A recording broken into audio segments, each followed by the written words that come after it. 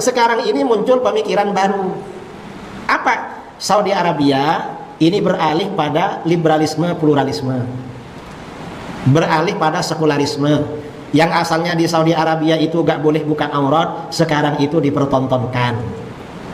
Yang asalnya di Saudi itu gak ada LGBT, sekarang LGBT diundang ke Saudi Arabia. Yang asalnya orang perempuan di sana tertutup, saudara kalau pergi haji umroh yang melayani paspor siapa sekarang? Cewek-cewek Arab kan ya? Perempuan Arab. Perempuan Arab senang yang datang. Kalau dulu kan laki-laki semua. Yang jaga-jaga mall biasanya laki-laki, sekarang dah perempuan. Ini terjadi pergeseran. Dan ini tantangannya semakin berat juga, saudara. Semakin berat. Karena yang namanya seperti kafe di Saudi Arabia sudah ada. Kalau dulu di Saudi Arabia itu ada lembaga namanya Hayatul Amri bil Ma'ruf wan Nahyi 'anil Munkar. Lembaga amar ma'ruf nahi munkar. Setiap ada kemungkaran ditangkap. Setiap azan, petugas amar ma'ruf nahi munkar ini jalan ke toko-toko daerah-daerah agar ditutup ke masjid. Sekarang ini nggak berlaku. Yang ada itu sekarang di Saudi Hayatut Tarfih, lembaga hiburan. Jadi lembaga amar ma'ruf nahi munkar ini diganti lembaga hiburan. Dan ini bahaya. Bahayanya apa? Ini kehancuran bagi umat Islam. Adapun orang-orang yang hasad kepada kerajaan Arab Saudi, dan banyak yang hasad, terutama orang-orang Syiah sangat hasad kepada kerajaan Arab Saudi. Kita bilang Arab Saudi dengan penuh kekurangannya, namun dia adalah negara yang terbaik yang ada sekarang. Syariat Islam ditegakkan, meskipun tidak sempurna, pasti ada kekurangan. Alhamdulillah, yang berzina dihukum, yang mencuri dipotong tangannya. Alhamdulillah, orang-orang menutup aurat. Alhamdulillah, tidak ada tempat-tempat pelacuran. Kalau ada ditangkap ya. Ada tempat pelacuran yang sembunyi-sembunyi di rumah-rumah. Saya pernah punya teman kepala Hayat Amar Ma'ruf Nahi Munkar. Dia mengatakan kepada saya, Firanda, ini bulan Ramadan saya berhasil tutup 30 rumah-rumah yang dijadikan apa? Tempat pelacuran. Tidak resmi semuanya. Ya, maksud saya tapi tidak ada terbuka, dibolehkan, tidak ada. Assalamualaikum warahmatullahi wabarakatuh. Alhamdulillah wassalatu wassalamu ala Rasulillah. Allahumma sholli ala Muhammad wa ala ali Muhammad. Teman-teman yang dirahmati Allah Subhanahu wa taala, dukung channel ini dengan like, share dan subscribe agar dapat menerima notifikasi setiap kali ada video terbaru yang kami upload. Untuk yang sudah subscribe, kami ucapkan jazakumullahu khairan katsiran. Teman-teman yang dirahmati Allah Subhanahu wa taala, Idrus Ramli menyatakan bahwa saat ini muncul tentang perubahan yang terjadi di Arab Saudi. Menurutnya, Arab Saudi kini tampak beralih pada liberalisme, pluralisme, dan sekularisme.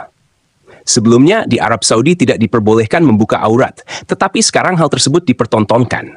Dahulu tidak ada LGBTQ di Arab Saudi, tetapi sekarang kelompok LGBTQ diundang ke sana. Ini menunjukkan adanya pergeseran budaya yang besar. Itu ya pernyataan Idrus Ramli yang menjelek-jelekan Arab Saudi. Apakah benar apa yang dia tuduhkan? Pada video yang kita bagikan kali ini, kita dengarkan penjelasan guru kita Ustadz Firanda Andirja Hafizahullah. Simak sampai selesai videonya.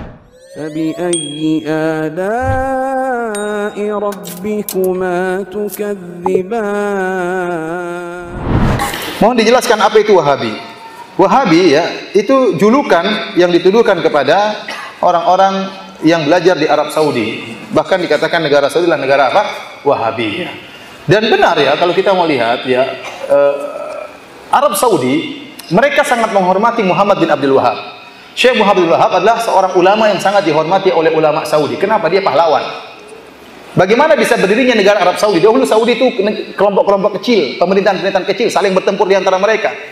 Muncullah Syekh Muhammad bin Abdul Wahab bekerja sama dengan Al-Imam Muhammad bin Saud, bekerja sama maka berdirilah negara Arab Saudi, kemudian disatukan seluruhnya.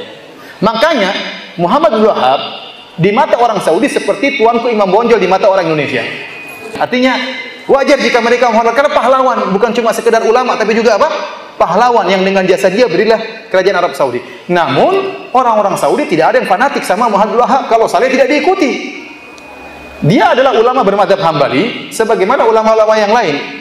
Kita pun di Arab Saudi tidak fanatik dengan, saya belajar di Universitas Madinah, saya tidak fanatik dengan Muhammad bin Wahab. Oleh karenanya kita pun belajar di sana fikih 4 mazhab. Kita tidak belajar mazhab Hambali. Padahal Saudi bermadzhab apa? Hambali. Dan banyak guru-guru kita dari ulama Saudi yang mengatakan pendapat masalah ini lebih kuat mazhab Syafi'i, masalah lebih kuat mazhab apa? Maliki. Tidak ada fanatik sama sekali. Meskipun mereka bermadzhab apa? Hambali. Adapun orang-orang yang hasad kepada kerajaan Arab Saudi, Dan banyak yang hasad. Terutama orang-orang Syiah sangat hasad kepada kerajaan Arab Saudi. Kita bilang Arab Saudi dengan penuh kekurangannya, namun dia adalah negara yang terbaik yang ada sekarang. Syariat Islam ditegakkan. Meskipun tidak sempurna, pasti ada kekurangan. Alhamdulillah, yang berzina dihukum, yang mencuri dipotong tangannya. Alhamdulillah, orang-orang menutup aurat. Alhamdulillah, tidak ada tempat-tempat pelacuran. Kalau ada ditangkap ya. Ada tempat pelacuran yang sembunyi-sembunyi di rumah-rumah. Ya. Saya pernah punya teman kepala Hayat Amar Ma'ruf Nahi Munkar. Dia mengatakan kepada saya, Firanda, ini bulan Ramadan saya berhasil tutup 30 rumah-rumah yang dijadikan apa? Tempat pelacuran. Tidak resmi semuanya. Ya, maksud saya tapi tidak ada terbuka, dibolehkan, tidak ada. Ya. Alhamdulillah. Ya. Di mana-mana sholat masjid penuh di mana-mana. Alhamdulillah. Ya. Orang negara yang sangat aman. Taruh mobil gitu, dinyalain masuk masjid, nggak ada yang nyuri mobil tersebut. Di Saudi seperti itu. Saya pernah sampaikan ya. Saya pernah mau keluar dari rumah, ada mobil di belakang saya ngalangi mobil saya. Orang Saudi ngawur ini, parkir sembarangan. Maka saya datang ke mobil tersebut, saya buka, saya bel-bel. Mobilnya nyala, ada BlackBerry di sampingnya. Tet, nggak ada orangnya. Akhirnya saya naik, saya mundurin. Kemudian baru saya keluar, baru saya majuin lagi, baru saya pergi. Coba ke Indonesia. Minimal BlackBerry-nya hilang. Ini jelas mobilnya juga hilang. Bayangkan sambil nyala dibiarin begitu saja. Di sana susah. Alhamdulillah. Bukan berarti tidak ada pencurian mobil, ada tapi kecil, minimal. Artinya kebaikannya sangat banyak. Belum lagi bagaimana khidmah pelayanan terhadap jemaah haji, jemaah umrah luar biasa. Pembagian sana gratisan sangat banyak. Saya lihat sendiri pembagian gratisan sampai jemaah-jemaah umrah, jemaah haji yang plus, yang kaya raya juga kalau ada pembagian gratis rebut-rebutan. Benar, saya ini jemaah plus, saya bimbing mereka kaya raya, pembagian gratis mereka juga semangat padahal mereka kaya raya. Ya. Namun kalau gratis itu menyenangkan ya. Jadi luar biasa, kekurangannya jelas ada, kekurangan jelas ada. Kemudian timbullah isu-isu bosnya orang-orang Wahabi suka menumpahkan darah sampai bikin buku judulnya apa, sejarah berdarah sekte Wahabi. Ya, tuduhan yang macam-macam. Apakah ada orang-orang kita waktu berhaji berumrah ketakutan di sana, takut dibunuh sama orang Wahabi? Enggak ada, justru aman kalau di sana. Justru sampai ke Indonesia malah kita ketakutan, dicuri, diampun, dirampok ya. Macam-macam, pagar harus dikunci, mobil hilang ya. Di sana tidak ada ketakutan sama sekali, apa yang ditakuti? Mana haus darahnya? Apakah Arab Saudi tidak membantu negara-negara Islam yang lain? Sangat membantu. Tidak memandang itu mazhabnya apa, dibantu semuanya. Indonesia dibantu berulang-ulang. Aceh dibantu berulang-ulang. Quran gratisan banyak dibagi, meskipun dijual di Tanah Abang, Quran wakaf tapi dijual di Tanah Abang. Iya.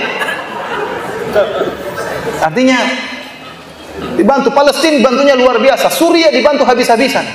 Ya. Ya, kalau mereka punya kesalahan wajar. Mana dituduh mereka mengkafirkan umat Islam, mana dari mana? Itu omongan saja. Apakah pengajian kita suka mengkafir-kafirkan? Saya tanya sama antum. Kita tidak pernah mengkafir-kafirkan. Kita kalau mengatakan ini kekufuran, ini syirik, itu hak, itu harus. Saya harus menjelaskan ini syirik. Saya tidak mau basa-basi. Ini syirik saya katakan, ini kufur. Tapi bukan berarti pelakunya langsung otomatis musyrik, langsung otomatis kafir. Bisa jadi tidak mengerti, tapi menjelaskan ini syirik harus dijelaskan. Ini kekufuran harus dijelaskan. Ya. Oleh karenanya tuduhan-tuduhan banyak. Seperti tuduhan bahwasanya Wahabi melarang bersolawat. Gimana melarang bersolawat? Tiap hari kita bersolawat. Kalau sholat di Masjid Nabawi, apakah khatibnya tidak pernah bersolawat? Solawat terus-terusan. Setiap bilang Nabi Sallallahu Alaihi Wasallam, setiap bilang Nabi Sallallahu Alaihi Wasallam, itu bukan bersolawat. Yang dilarang maksudnya solawat yang macam-macam, yang aneh-aneh, seperti solawat Fatih. Barang siapa yang baca seperti khatam Quran 7 kali, kemudian ini dari mana dalilnya seperti itu? Itu yang dilarang, solawat-solawat yang aneh-aneh yang dilarang.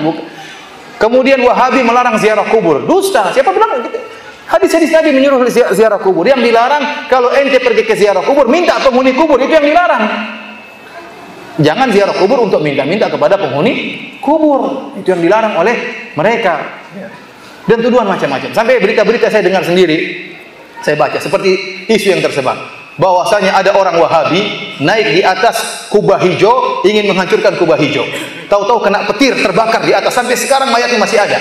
Subhanallah. Ini orang Madinah nggak ada yang tahu seperti ini. Cuma Indonesia pada tahu. Dari mana? Saya heran juga. Ini dari mana? Ya, kalau ada orang terbakar di atas apakah Wahabi itu kafir? Abu Jahal saja mati dikubur oleh Nabi SAW. Ini ada orang hangus terbakar kemudian tidak dikubur, dibiarin bertahun-tahun di situ. Dari mana seperti itu? Itu cerita paling ramai di Indonesia. Bikin isu lagi, orang-orang Wahabi pemerintah Arab Saudi ingin memindahkan kuburan Nabi. Isu dari mana seperti ini? Gak kurang ajar seperti ini. Padahal pemerintah Arab Saudi ingin memperluas Masjid Nabawi. Dibuat isu supaya kita mencela bukan memuji. Harusnya pemerintah Arab Saudi ingin melebarkan Masjid Nabawi. Bayangkan berapa duit yang mereka keluarkan. Hotel-hotel besar mereka bayar, ganti. Berapa duit, berapa triliun yang mereka keluarkan demi untuk melebarkan Masjid Nabawi untuk khidmah kepada masyarakat. Sebagian orang Syiah bikin isu bahwasanya mereka ingin memindahkan kuburan Nabi. Dari mana seperti ini? Akhirnya mencela. Yang penting mencela dulu meskipun di cross check tidak benar. Kita aja di Madinah nggak tahu ada dari mana isu seperti itu, sampai Indonesia kita sini nggak tahu. Tinggal di Madinah, tiap hari sholat dekat kuburan Masjid Nabawi, kuburan Nabi tidak tahu cerita seperti itu, tahu tersebar sana sini. Dusta. Bahkan berapa tahun lalu, 2 tahun lalu saya hajian. Saya baca di salah satu di internet, berita di internet, orang-orang Wahabi Arab Saudi menyewa tentara Israel untuk menjaga keamanan di pelaksanaan jemaah haji. Subhanallah. Ngapain sewa tentara Israel? Masih banyak tentara Indonesia yang miskin-miskin yang bisa disewa. Bayarnya lebih murah mungkin. Sekalian hajian. Ngapain harus sewa? Emang jaga penjahat kemudian sewa apa? Tentara dari Israel. Dusta besar. Namun tersebar. Artinya para hadirin, maksud saya, sekali lagi saya katakan Arab Saudi negara yang saya lihat sangat baik dengan segala kekurangannya. Tapi kita harus memandang dengan kacamata yang adil. Ya, tidak boleh kita hanya melihat sisi buruknya, sementara sisi baiknya begitu apa? Begitu banyak. Adapun fitnah-fitnah terhadap Wahabi, ya, itu fitnah-fitnah banyak yang tidak benar. Saya katakan Muhammad bin Wahab, Syekh Muhammad bin Abdul Wahab rahimahullah, seorang ulama yang dia bisa benar dan bisa salah, dan kita tidak pernah fanatik dengan beliau. Kita tidak pernah fanatik dengan beliau. Videonya. Teman-teman yang dirahmati Allah Subhanahu wa taala. Masya Allah, Ustadz Firanda Andirja Hafizahullah mengkritik tuduhan-tuduhan negatif terhadap Wahabi, seperti klaim bahwa Wahabi melarang selawat atau ziarah kubur. Ia menyebutkan bahwa tuduhan tersebut tidak berdasar dan tidak sesuai dengan kenyataan di Arab Saudi. Selain itu, ia juga membantah berbagai isu yang menurutnya dibuat oleh pihak-pihak yang hasad terhadap Arab Saudi, seperti klaim bahwa pemerintah Saudi ingin memindahkan kuburan Nabi Muhammad atau menyewa tentara Israel untuk menjaga pelaksanaan ibadah haji.